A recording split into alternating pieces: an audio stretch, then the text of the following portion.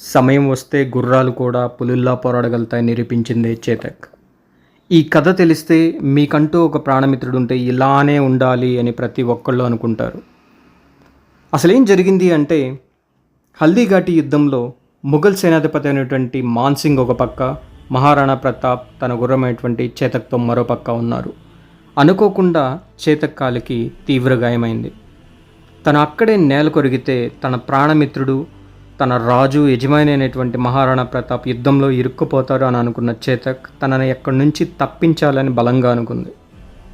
ఒక్కసారి ఊహించండి, 7 అడుగుల పైన 110 కిలోలు ఉన్నటువంటి మహారాజు, తనతో పాటు 200 కిలోల దగ్గరలో ఉన్నటువంటి యుద్ధ సామాగ్రి, అంటే 300 కిలోలు పైన తన మీద ఉన్నా కూడా తెగిపోయిన కాలుతో అక్కడి నుంచి ప్రయాణించి కొన్ని కిలోమీటర్ల దూరం ఆ 3 కాళ్ళతోనే ప్రయాణించిన తరువాత 22 అడుగులు ఉన్నటువంటి వాగును దూకాల్సి వచ్చింది.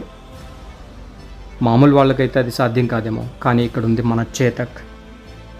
అమాంతం ఒక పక్క నుంచి ఇంకో పక్కకి దూకి మహారాజుని ఒక సురక్షిత ప్రాంతానికి చేర్చేసింది.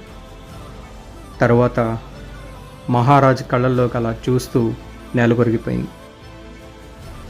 అందుకే చరిత్రకారులు అంటారేమో, కన్నీళ్ళంటూ ఎరగనటువంటి మహారాణా ప్రతాప్ ఆ రోజు బోరుని ఏడ్చాడు అని.